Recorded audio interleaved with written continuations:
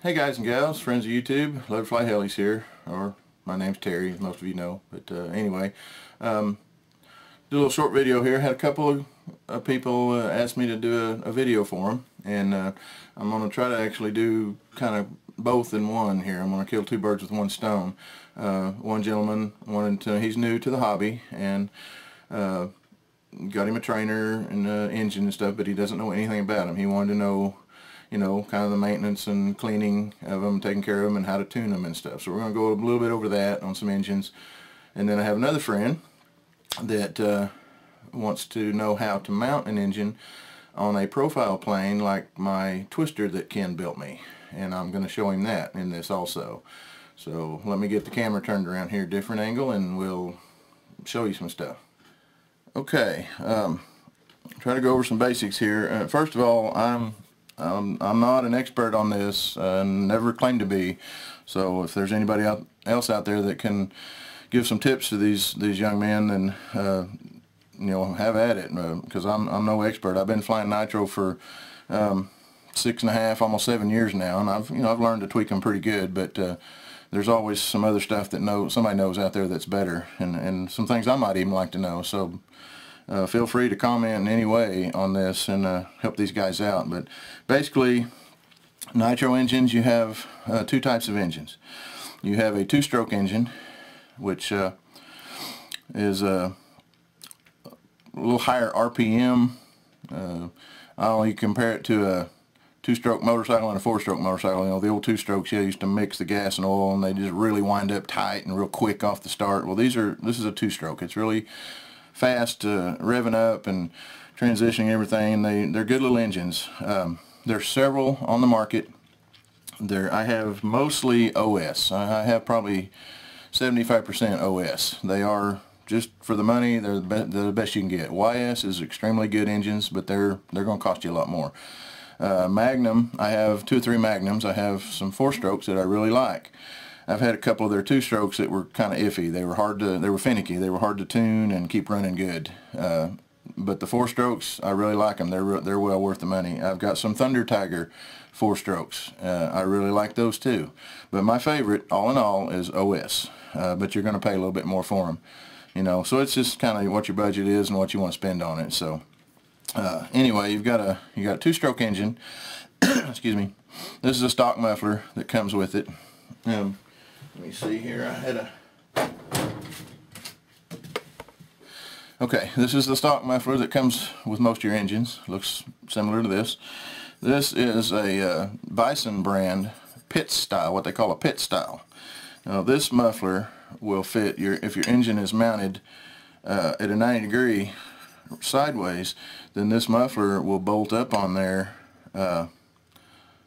just like that, and the two, I can't get it right here where you can see it, then the two tubes will stick down, straight down in a cowl. This is usually used inside of a cowl, a little confined space or something, where this bigger one's you're gonna have to cut a lot bigger holes. So I do use these on, you know, like a Yak or Sequoia or anything with a big round cowl on it. I use these in it most of the time.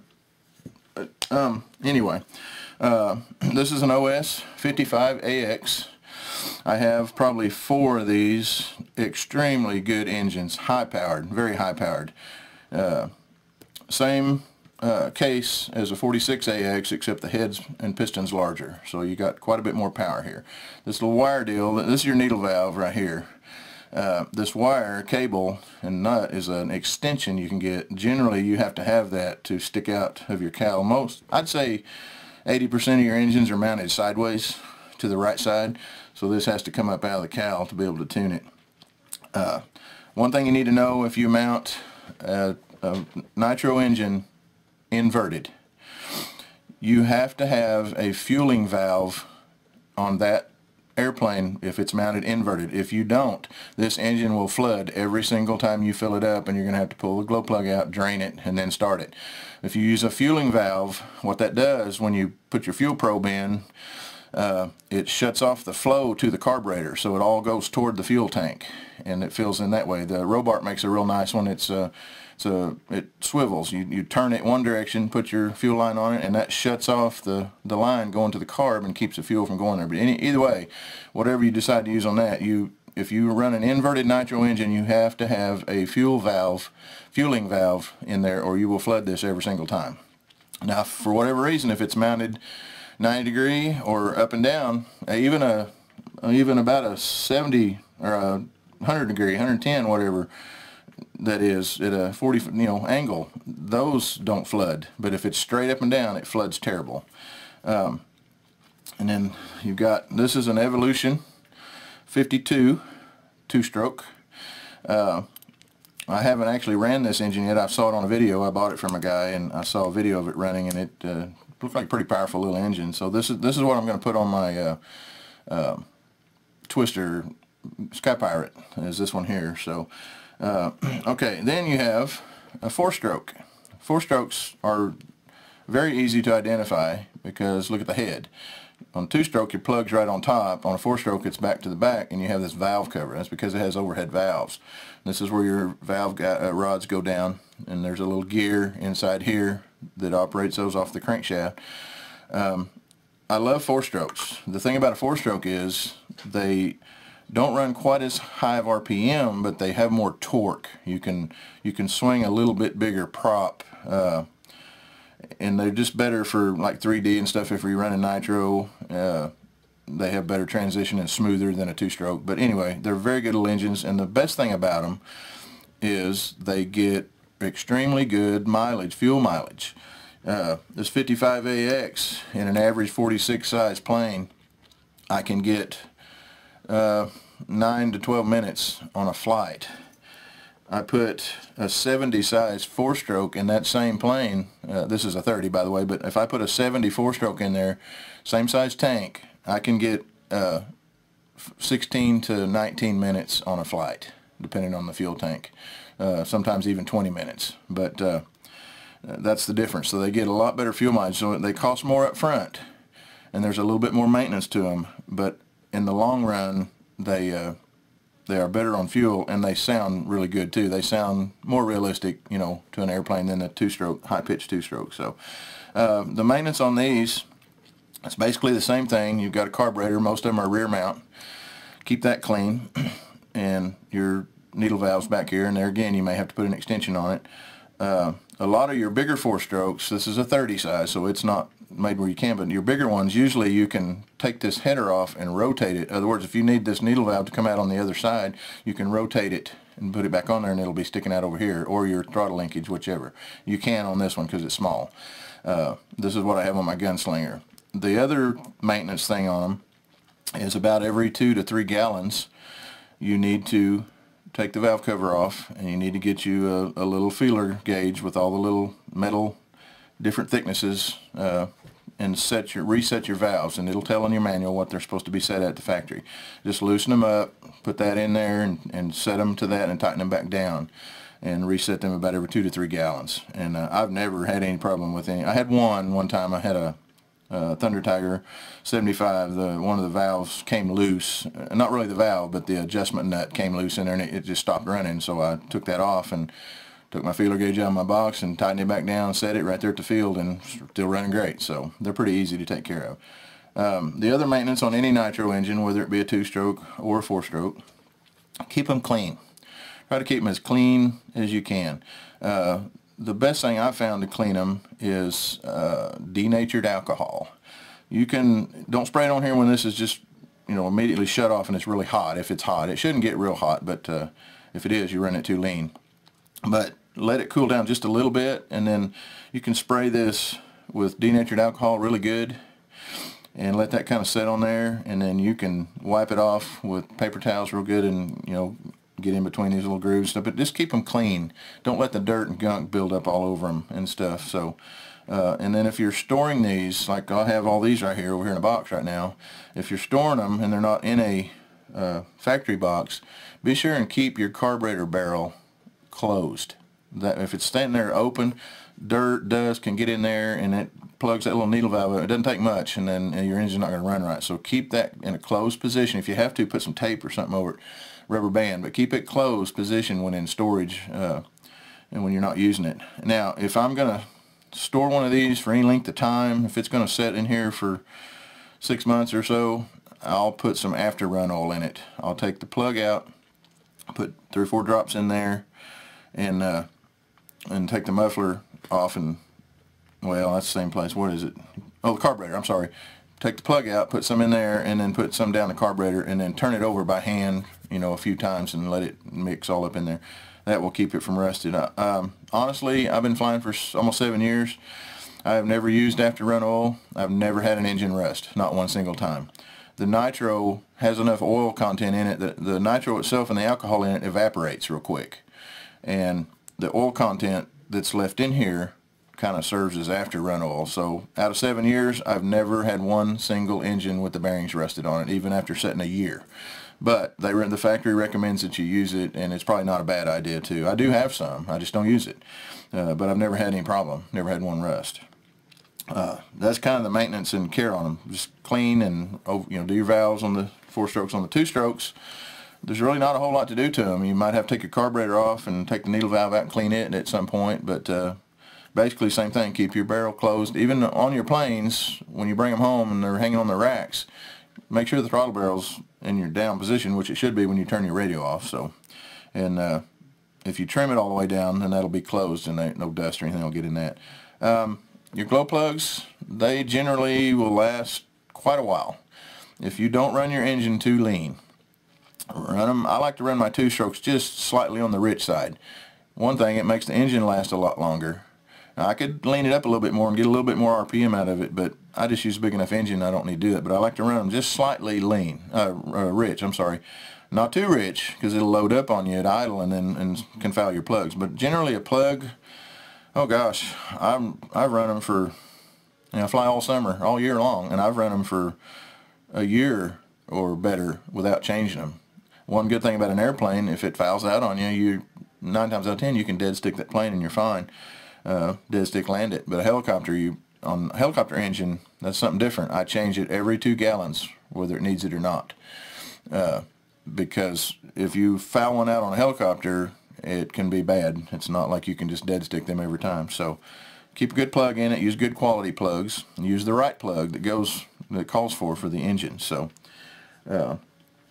anyway, basically they're just keeping them clean and stuff. So now tuning one, what I do is every one of my engines, when they're new or when I reset one, I open the valve to 2.5 turns.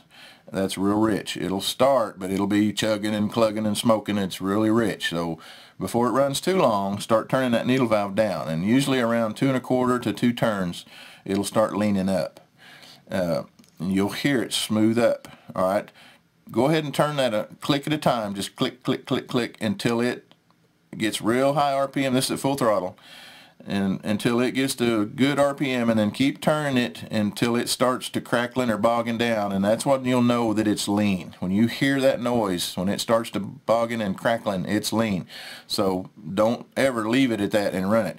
Turn it back to rich and turn it, and then click it backwards until it starts bogging from being too rich and you got quite a bit of smoke, and then go back lean clockwise about 2 clicks, and that's pretty much where I run mine. Just on the rich side, never on the lean side. One thing you need to take in consideration, your fuel tank, as it goes down, you get more air in the tank. So as this engine is running, as the fuel tank goes down, it's getting leaner. So if you have it on the edge of the lean and then you run over half a tank out of your tank, then this engine's going to get too lean and you're going to hear it start crackling and popping, and then it could die on you, and, you know, could lose your plane if you can't dead stick land it. So keep it slightly toward the rich side. But that's how you tune it with that needle valve. Just, you know, back it up there till it starts bogging and sluggish, and then crank it down 1 or 2 clicks until it smooths out. A 4-stroke's a little more finicky. They're a little harder to tune, so you've got a leeway there of 2 or 3 clicks it'll run good. On a 2-stroke, you've got 5 or 6 in, you know, there that'll run good. So that's basically about it on tuning them.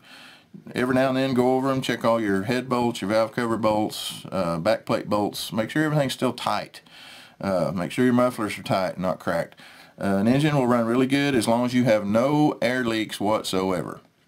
If you have an air leak in a fuel line, a fuel tank, a valve cover, a muffler, this engine's not going to run. You're going to have trouble with it dying and sputtering and everything. So An example, we had one here a while back on a guy's twister, and it would run for about, he'd get it in the air, it'd run on the ground all day long.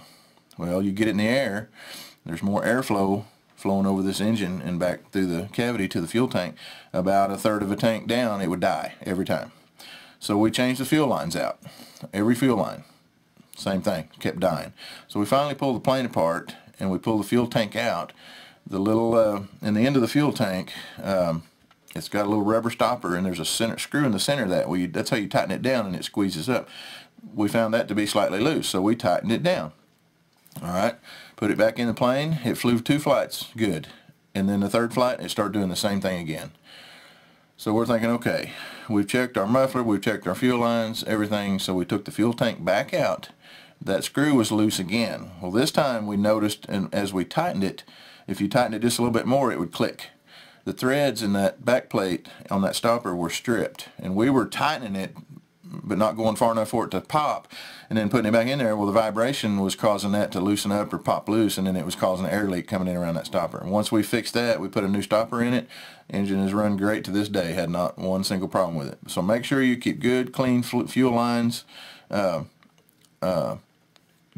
fuel tanks. Everything's good and tight. And if you see any fuel residue, any kind of leak at all inside your plane, then start checking stuff and do a little maintenance like that every 2 or 3 flights, and just look for stuff like that. I look for leaks and stuff on mine every flight. But anyway, I hope this helped you out a little bit. I'm not real sure. I don't know a whole lot more, but the one other thing I was going to show you, this is a gasoline engine here. They're a little bit different. Same thing, keep them clean. They tend to have less maintenance than the nitro engines, seem like, in the long run, but basically same thing. Keep them clean, and change your plug, you know, at least, I don't know how much you're going to fly it, but change your plug once a year or something. They're $7-8 a piece, so it's not bad, but they're pretty easy to tune too, for the most part. They're a little bit different because you have a high and a low side too. Well, you have a low side on these too. I need to go over that, but anyway, they're good engines, and little more to them to tuning them than and I'm not real good at that yet. I'm just now getting into gas, so I'm not going to try to tell you a whole lot on that. Yeah, your nitros. All right, you have a high end, which is the needle valve, the big needle valve, and then you have a low end. All right, if you're idling, if you let this sit there and idle for 45 seconds, and then you push your throttle up pretty quick on your radio, if it bogs or dies, it's too lean or too rich on the low end. So you need to just turn that a half a millimeter at a time. It doesn't take very much. Just open it up a half a millimeter at a time. Try it again until you get that to where it doesn't die when you transition from idle to full throttle. It should just go real quick. That's how you tune that. If you get it too lean on the low end, it won't hardly even idle. It's hard to start and everything, so you want to keep that set just right too. But refer back to your manual. They all come with manuals. Keep your manual handy. It tells all your factory settings in there, and if you need to refer to that, you can. I keep one in my toolbox. I can also pull it up on my phone, you know, and most people have smartphones these days, but mine's a dumb phone. But anyway, that's the only other thing on the low end. And most of the time, I'd say 90% of the time, you never have to touch that. When it comes from the factory, it's pretty well set.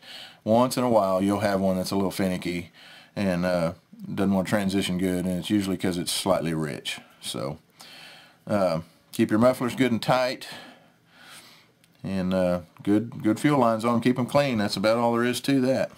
All right. One other thing on your nitro engines, Bill, I forgot to mention, there's different percentages. There's 10%, 15%, and I think there's even 30%. Personally, I run 15%. I found that my engines are easier to tune and run better on the 15% than the 10 or anything else. Of course, helicopter engines are different. You want to run 30% in that, but the oil content also is heavier in the nitro. But the 10%, I've tried it a few times, and it runs pretty good, but it seems like my engines are a little more finicky. So I recommend personally 15%, and my favorite is Cool Power. That's what I usually run. Another tip I need to give you, Omega, which has got Castrol in it. It's a good fuel, don't get me wrong, and you can run it in your 2 strokes fine. It's got 2 bad habits. One, wherever the fuel spills on your engine and then gets hot, like on your muffler, it caramelizes.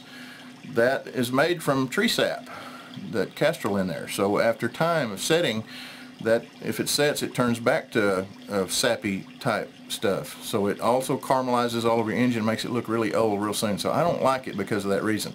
Another thing, you do not want to run it in a 4-stroke engine, because if you don't fly that plane every week, even if you do, over a little bit of time, if it sets for a few months, and I've had 2 or 3 of my friends that we've had to take them out and clean them and redo the valves, because that stuff caramelizes in there and turns back to sap, gets gooey, and your valves stick and your engine won't run. So do not ever use Omega fuel on your 4-strokes. It's not too bad on your 2-strokes. It runs really good. It's a good fuel. It's actually better for your engine because it's a synthetic castor oil in it, but it will really caramelize your engine up and all dark and chocolatey looking all over it, make it look really bad in a short amount of time. And then your 4-strokes, it will lock your valves up. So I recommend not to ever use Omega fuel in either one. I use Cool Power. Wildcat's good too, but Cool Power seems to be what's mostly available around here. So and it's a very good fuel. So anyway, there you go. All right, Teddy, for your question here, how to mount the engine. You got your 4 bolt holes in your frame here. So you put that on the other side, get it up in there, and then you mark those from the other side. I use a center hole punch of Great Plains that marks them exactly perfect, and then you drill your holes through there. This is plywood inside this area inside the frame right here, reinforced plywood. You have to do that up front. Most of it's balsa, but this is plywood up here, of course, to mount your engine. I'm going to enclose a picture for you of one of Ken's. He just put nuts on his. I'm going to put those big flat washers. They're kind of odd. They're larger in diameter, but a smaller hole in the center. You can get them at hardware stores. I'm going to put those on here just to make sure it doesn't vibrate and eat into the wood on this, and put those to bolt it.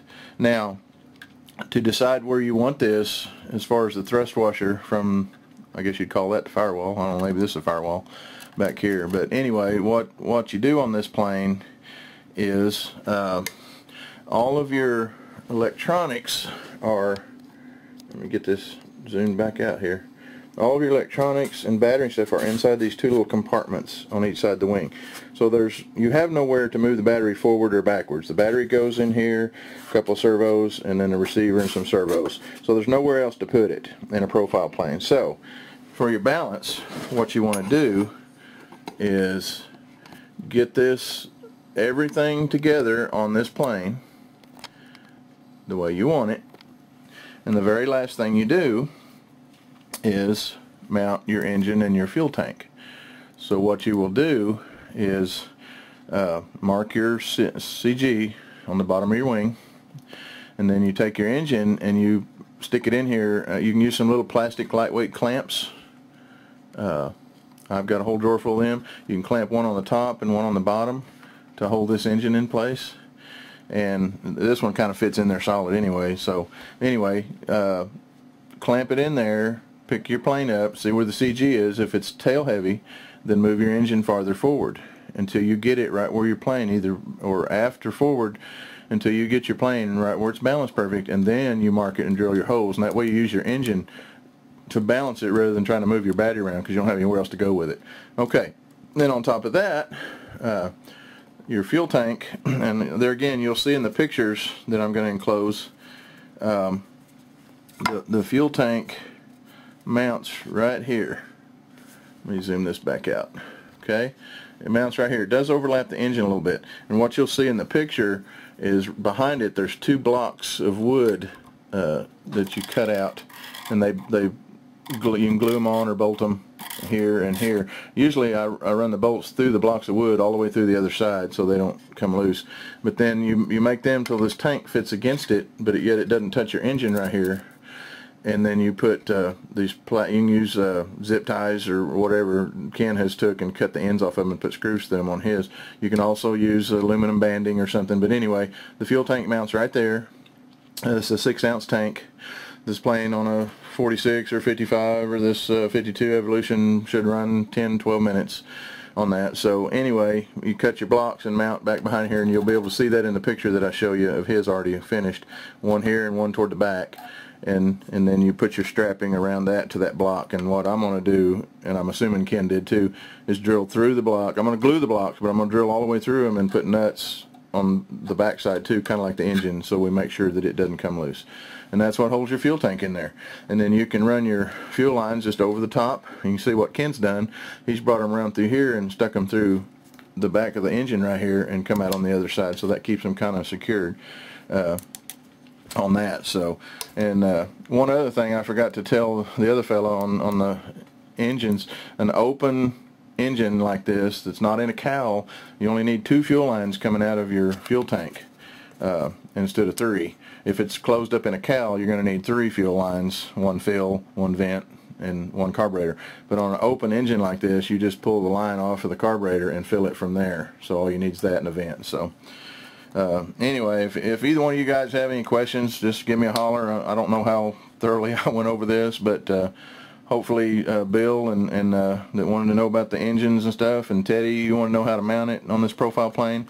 Hopefully this helped you out some. If not, give me a holler and I'll see what I can do for you. But anyway, it's going to be a little while before I build this plane, because I'm going to get my Edge done first, and then I'll probably do this one and then the Cessna. But I've got a fun fly coming up in May, 2 of them, and I'd like to get that Edge done for sure, and hopefully this one too. But I got a lot of covering to do on this, so I'm not sure. But anyway, alright guys, there you go. I hope that helped you.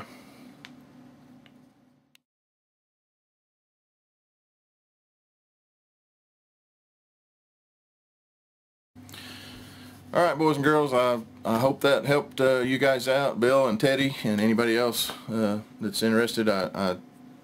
Hopefully I covered everything. I'm not real sure when I get to doing this. I'm sure I forget something in there, but just like the fuel lines, I forgot to tell him about on that. But if you need some more explanation on that later, holler at me and I'll tell you, Bill. Your trainer is going to be an open engine like this, so you're only going to need the fill line, the carb line, and a vent line, and you will use your carb line to fill it, because you can take it off the engine right here real easy. So now if it's closed up in a cowl, of course you can't get to that. So anyway, I hope this helped you guys out some. If not, if you need any more information, holler at me. I'll see if I can find some for you, or if anybody else out there has some good tips for these guys, feel free to comment and let them know. So anyway, thanks for watching.